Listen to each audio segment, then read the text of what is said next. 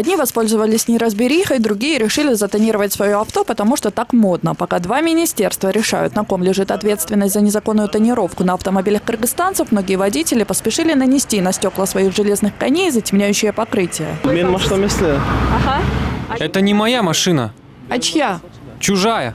Вы знаете, что по закону запрещено наносить тонировку на передние стекла автомобиля? Да, знаю. А сколько стоит покрыть тонировкой машину? Сколько бы отдали за это? Точно не помню. Около 150 сомов. Первый совместный рейд сотрудников Минтранса и инспекторов ГУБДД за несколько часов позволил выявить десятки нарушителей. Одни утверждали, что затонированная машина такая пришла с завода, другие говорили, что не успели снять со свежепригнанного авто тонирующую пленку. Между тем, административный протокол одинаково составлялся в отношении и тех, и других. Каждому из остановленных нарушителей теперь предстоит выплатить административный штраф, сумма которого зависит от того, на кого оформлен автомобиль. Для физических лиц штраф составит 3000 сомов, для юридических в несколько раз больше – 13 тысяч. Вот сейчас мы оформляем машину Lexus 08 KG 172 ADS. У него были установлены на передние боковые стекла и лобовое. Сейчас вот мы составляем протокол. А сіздің машинаңыз стала? Да, моя машина. Только вчера купил, можете попытаться посмотреть, не успел снять. А тонированная большая? Да, она приехала тонированная, поэтому. А снять не успел, только вчера вот оформил, и сегодня вот с утра остановили.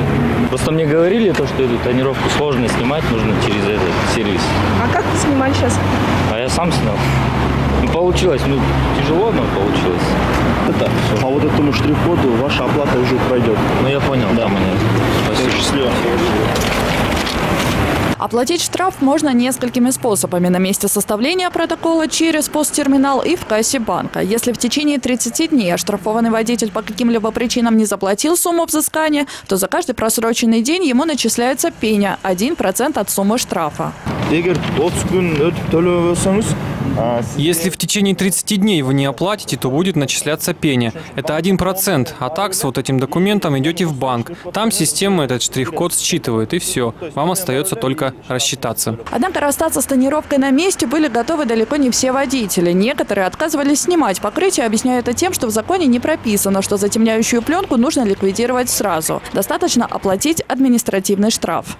Написано, не написано, снять на месте. Раньше было. Не написано снять на месте, правильно? Все. Как часто будут проводиться подобные рейды, пока неизвестно, но сегодня они стартовали по всей республике. Напомним, что инспекцию автомобильного и водного транспорта при Министерстве транспорта и дорог, ответственной за исполнение закона о запрете тонирующего покрытия на автомобилях, определили согласно введенному с 1 января Кодексу о нарушениях. Между тем, представители этого ведомства не раз утверждали, что эти функции не входят в специфику их работы. В МВД, чтобы вернуть право вести контроль, инициировали соответствующие поправки. Законопроект уже одобрен правительством и направлен на рассмотрение в Джокурку-Кинеш. Пока же, помимо незаконной тонировки, Министерство транспорта и правоохранители начнут выявлять самовольно установленное спецоборудование для звуковых и световых сигналов, а также авто с незаконно установленными опознавательными знаками оперативных служб. Сабина Дамаскина, Диас Сакимбаев, НТС.